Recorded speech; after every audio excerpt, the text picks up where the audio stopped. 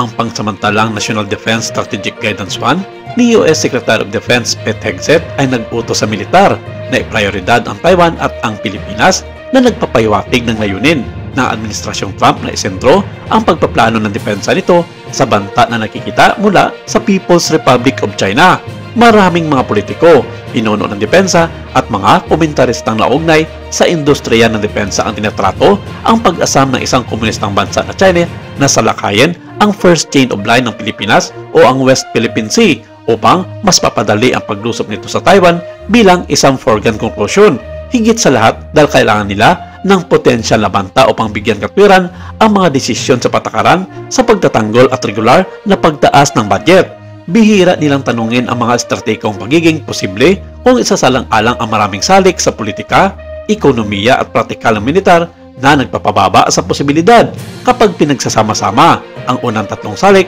ang gagawin ng China sa paglagay ng mga karagdagang island chain na ang tinutukoy nito ang Scarborough Shoal sa liwat sa pinapalabas nito sa publiko na gagawing nature reserve upang maumpisan ang paggawa ng pulidong man-made island. Isa ito sa magandang estrategiko para dito ilagay ang lahat ng kanilang forward base na mga pantigmang fighter jets at mga missiles upang sa angin ang mga tropa ng mga Amerikano na nakadeploy sa iba't ibang bahagi ng Pilipinas. Ang pagsalakay sa Taiwan ay hindi malamang. Ang argumento ng militar laban sa senaryo ng Taiwan ay ang pinakamahina sa apat dahil ang karamihan sa mga hamon ng militar ay malalampasan sa kalaunan kung ang mga pinuno ay handang tanggapin ang mga pagkalugi ng tao at mapagkukunan ng kinakailangan upang magawa ito.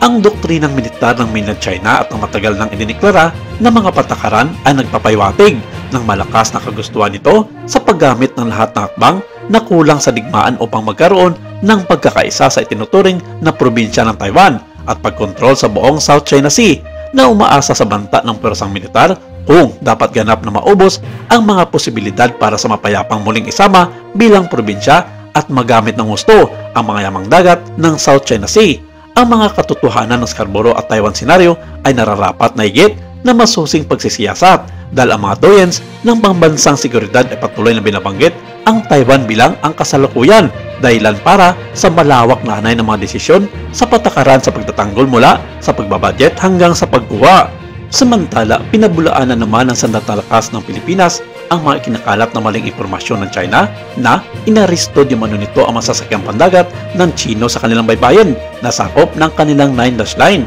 Ayon sa nasabing report, pinagpapalo umano ng mga mabibigat na bagay ang mga mangingisdang Chino at kinuha ang kanilang mga nahuling mga isda at mga taklobo ng mga armadong tauhan ng Philippine Coast Guard. Kaya upang mapangalagaan ang kanilang mga mangingisda, desidido na raw ang China na ipatupad ang kanilang plano na gawing nature reserve ang Huangyangdao o mas kilala bilang Scarborough Shoal. Hindi raw mabuti sa kanilang mga mangingisda ang mga ginagawang pambubuli ng Pilipinas at ginagawa lamang rason ang pag-angkin nito gamit ang international law na hindi naman kinikilala ng kanilang saligang batas.